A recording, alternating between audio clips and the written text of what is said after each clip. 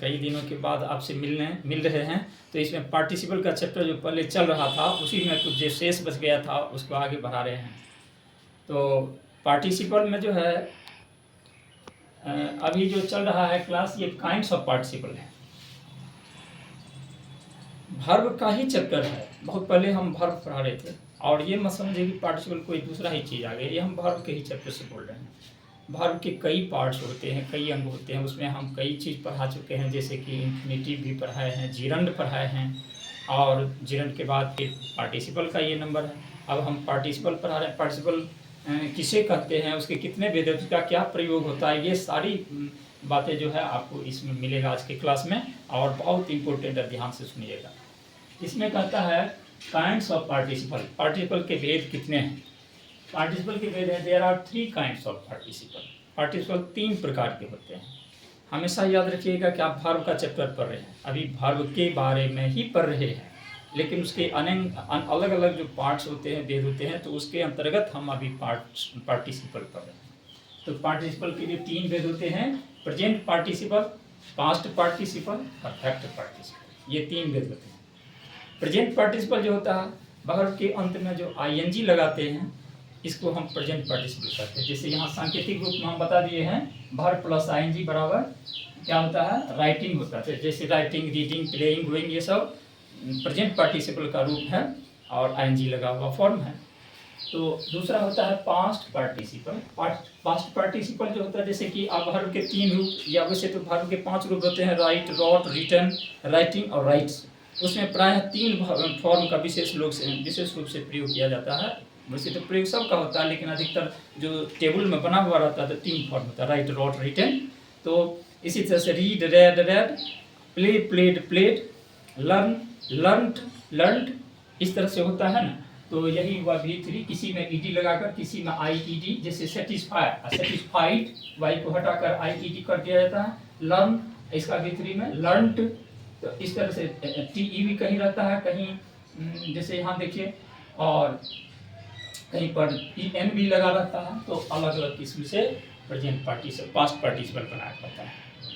अब हम तीसरा बता रहे हैं, परफेक्ट पार्टिसिपल। परफेक्ट पार्टिसिपल का पहचान है कि उसके शुरू में हैविंग जरूर लगा रहे हैं। Having plus V3, having plus V3 का मतलब रिटन। हैविंग रिटन, उसको जब भी कहेंगे तो having written, having gone, having taken, having eaten. इसका मतलब होता है खाकर, पढ़कर, जाकर, सोकर। इसमें बहुत अच्छा सा सेंटेंस बनता है, आगे चल के हम आपको बताएंगे। जैसे कि बाजार जाकर हमने सामान खरीदा, स्नान करके हमने पूजा किया। इस तरह से एक काम करने के बाद दूसरा काम जो किया जाता है ना, तो उसमें पहले काम के लिए हैविंग शब्द का प्रयोग किया जाता है, जो परफेक्ट पार्टिसिपल के द्वारा प्रयोग किया जाता है। वही चीज़ अभी पढ़ रहे हैं। आगे बहुत इंटरेस्टिंग चैप्टर है ये, और बहुत सुंदर सुंदर रूल है। ध्यान से आप केवल सुनते रहिएगा और देखिएगा कि बड़ा बड़ा सेंटेंस आपको सहजता से समझ में आ जाएगा और बना सकेंगे, इंग्लिश में भी और हिंदी में। जो आपके स्पोकन लंबे लंबे सेंटेंस आप बना सकते हैं, बोल सकते हैं, उसमें बहुत सहायक सिद्ध होता है। तो देखिए, प्रेजेंट पार्टिसिपल, वर्ब के जिस रूप से किसी कार्य के जारी अवस्था का बोध हो उसे प्रेजेंट पार्टिसिपल कहते हैं। जैसे प्रेजेंट कंटिन्यूअस टेंस या प्रेजेंट इम्परफेक्ट टेंस जो आप टेंस में पढ़ते हैं, जैसे राम पढ़ रहा है, वह जा रहा है, तो Ram is reading, he is going, ऐसे जो कुछ हम बनाते हैं। तो ये रीडिंग, गोइंग को क्या कहते हैं? ये सब क्या है? ये सब प्रेजेंट पार्टिसिपल का उदाहरण है। तो आप तो इतना ही अभी समझते होंगे कि रीडिंग, राइटिंग मात्र है। और अगर आप पहले पढ़े होंगे तो हम ये नहीं कहते कि इतना ही, ज़्यादा भी जानकारी होगी, लेकिन प्रायः लड़कों की जो धारणा होती है कि कंटिन्यूस फॉर्म, जैसे कि रीडिंग, राइटिंग किसी कार्य की जारी अवस्था मात्र तक के लिए समझते हैं। इसके अलग अलग प्रयोग और भी होते हैं जो आगे इसी में बताएंगे। तो देखिए, इसमें जारी अवस्था का बोध होता है उसे प्रेजेंट पार्टिसिपल कहते हैं। इसका प्रयोग तीनों टेंस के कंटिन्यूस रूप में होता है, ये भी बता दी। अभी हम चर्चा वैसे भी कर भी दिए हैं। जो तीनों टेंस, जैसे प्रेजेंट टेंस, पास्ट टेंस और फ्यूचर टेंस, इसके जो कंटिन्यूस फॉर्म होते हैं, जैसे प्रेजेंट इम्परफेक्ट, जैसे राम जा रहा है, राम इज गोइंग, राम जा रहा था, राम वाज गोइंग, राम जाता रहेगा, राम विल बी गोइंग। तो यहाँ सब में तो ING लगाना।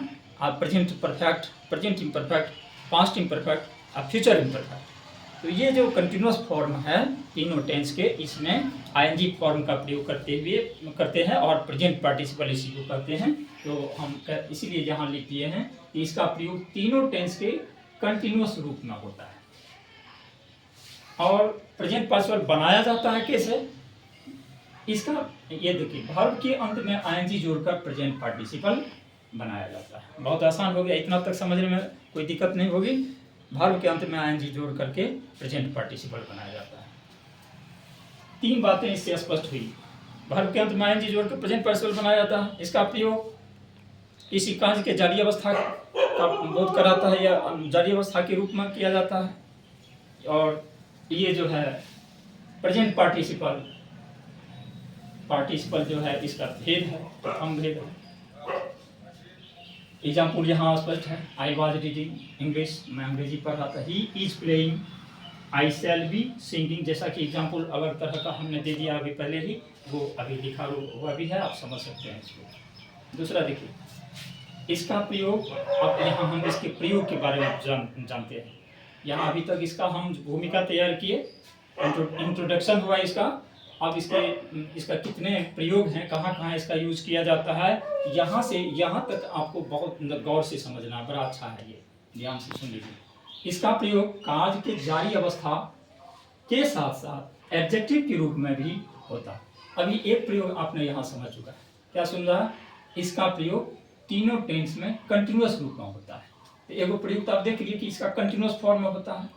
तो यहाँ एक तो प्रयोग आपको मिल गया, कंटिन्यूअस फॉर्म में इसका प्रयोग होता है।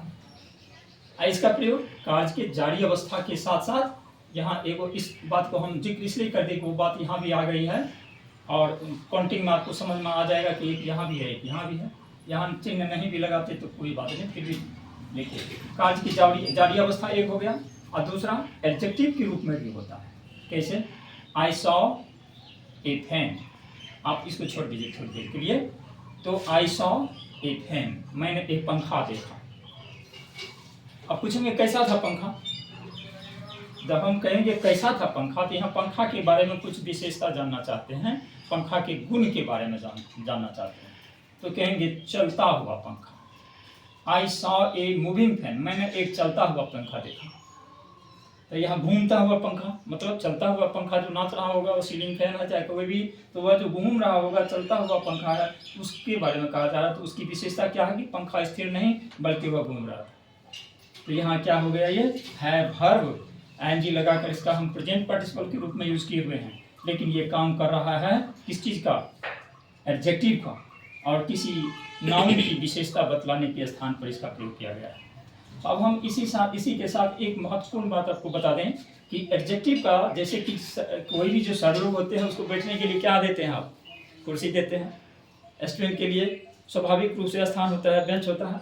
इसी तरह से इसका भी परमानेंट स्थान है। वाक्य में भी सब्जेक्ट का परमानेंट स्थान होता है, आपसे कभी कभी चेंज हो जाता है, लेकिन जैसे सब्जेक्ट का प्रथम स्थान होता है, ऑब्जेक्ट का स्थान होता है वर्ब के बाद, वर्ब का स्थान होता है सब्जेक्ट के बाद।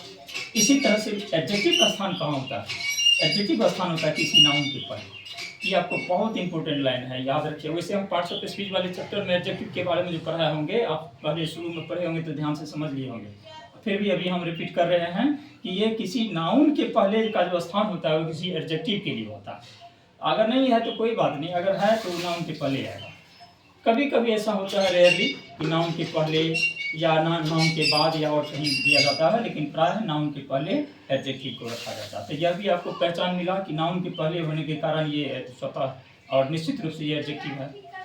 जैसे good book, I bought a new book, तो यहाँ न्यू, गुड, ये सब बुक के पहले आने वाला शब्द जो एडजेक्टिव है। ठीक इसी तरह से यहाँ भी I saw a moving fan, मैंने एक चलता हुआ पंखा देखा। तो यहाँ देखिए एडजेक्टिव का काम किया।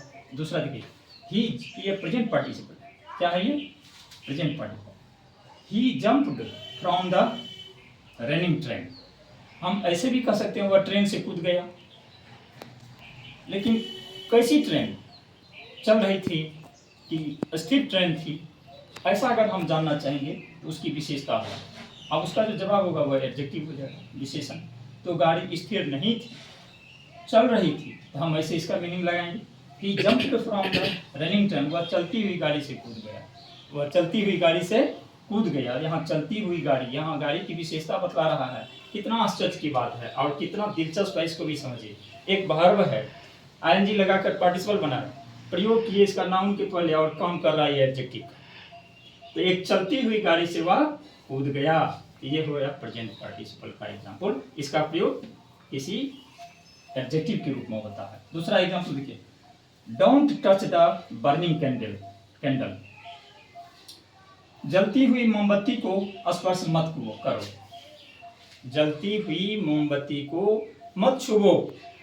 तो यहाँ टच मैंने चुना, तो don't touch the burning candle. यहाँ बर्निंग क्या हो गया, कैंडल की विशेषता, यानी मोमबत्ती की विशेषता क्या है, जलती हुई मोमबत्ती को मत छुओ। तो यहाँ बर्निंग शब्द एडजेक्टिव है और पार्टिसिपल का प्रयोग इस प्रकार एडजेक्टिव के रूप में हुआ। देखिए एक तो प्रयोग था, दूसरा प्रयोग यहाँ देखें, इसका तीसरा प्रयोग भी होता है पार्टिसिपल, प्रेजेंट पार्टिसिपल का। प्रेजेंट पार्टिसिपल का प्रयोग दो वाक्यों में जोड़ने के लिए, दो वाक्यों को जोड़ने के लिए भी होता है। अब देखिए दो अलग अलग वाक्य का टुकड़ा है और दोनों को आपस में जोड़ देंगे, ये प्रेजेंट पार्टिसिपल का कमाल है।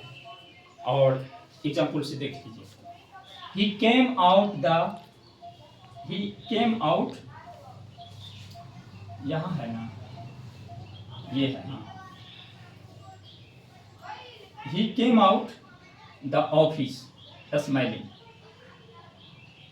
he was laughing, he came out the office smiling, combined है। यहाँ देखिए, he came out the office,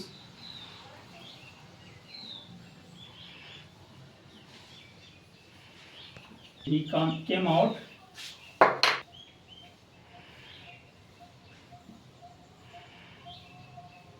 office से बाहर निकले। एक तो सेंटेंस है, दूसरा सेंटेंस है he was laughing।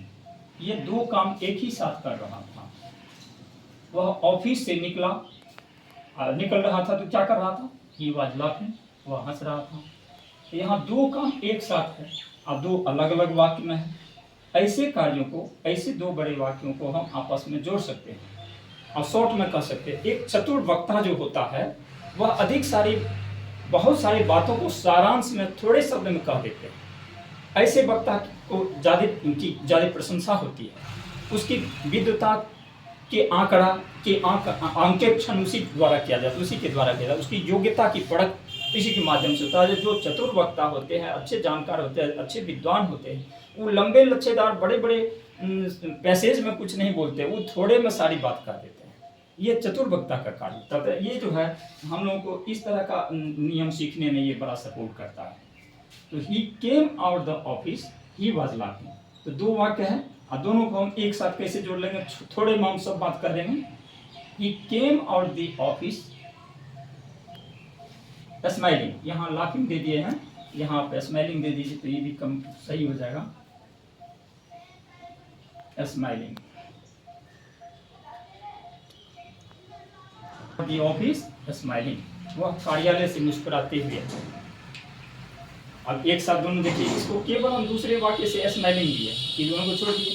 हमको एक ही सब्जेक्ट से, चूंकि सेम सब्जेक्ट दो काम कर रहा है तो एक ही से काम चल गया। He came out the office smiling, ये कंबाइंड सेंटेंस हो गया, युग्म सेंटेंस, जोड़ा हुआ यह सेंटेंस है ये।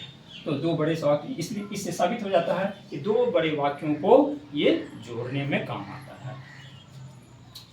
इसका नोट समझिए, ये कैसे होता है, इसका नियम क्या है, उसका सारगर्भित बात है ये, इसको ध्यान रखिए। जब एक ही व्यक्ति द्वारा, याद रखना है कि एक ही समय में, इसमें ये महत्वपूर्ण बात है, एक ही व्यक्ति द्वारा एक ही, कहाँ चीज लगा दिए, गलत जगह लग गया था, हाँ ये बात। जब एक ही व्यक्ति द्वारा एक ही समय एक से अधिक कार्य किया जाए तो उनमें से किसी एक वर्ब को प्रेजेंट पार्टिसिपल में बदल दिया जाता है। इसी तरह से इसका नियम बनता है। एक ही सब्जेक्ट के द्वारा एक ही समय में एक से अधिक कार्य जब किया जाता है तो दो कार्य हो गया।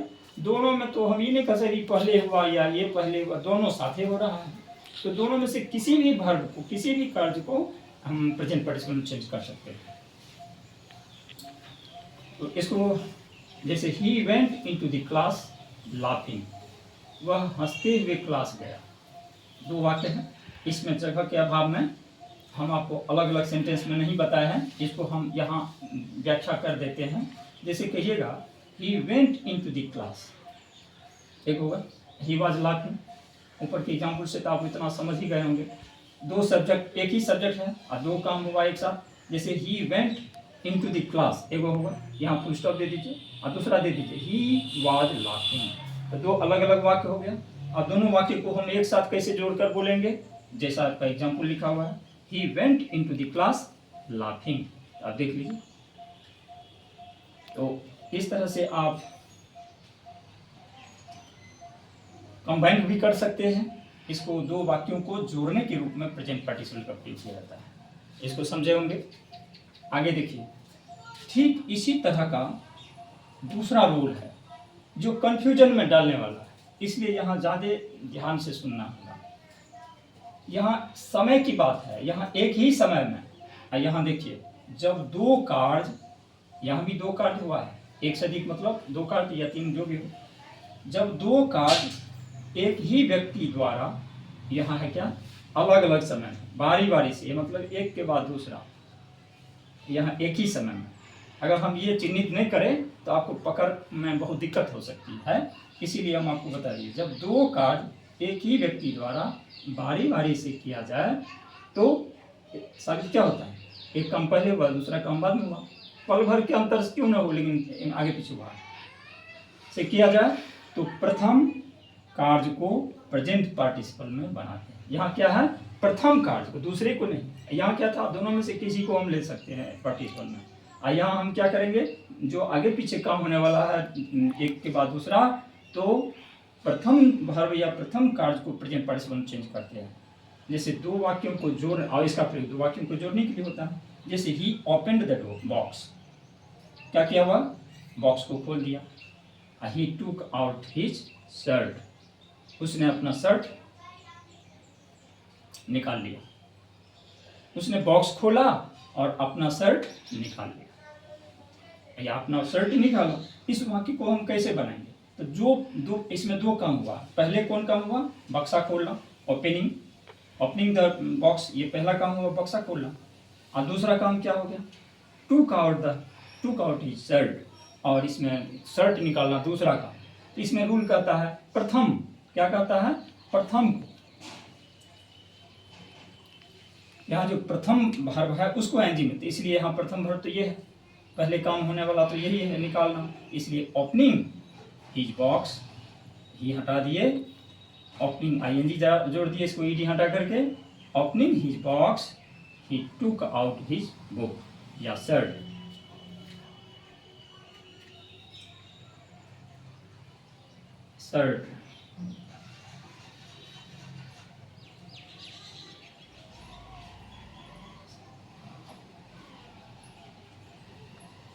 देखिए, ओपनिंग हिज बॉक्स ही टूक आउट हिज शर्ट, इसका क्या मतलब हुआ, बक्सा खोल करके वह अपना शर्ट निकाला।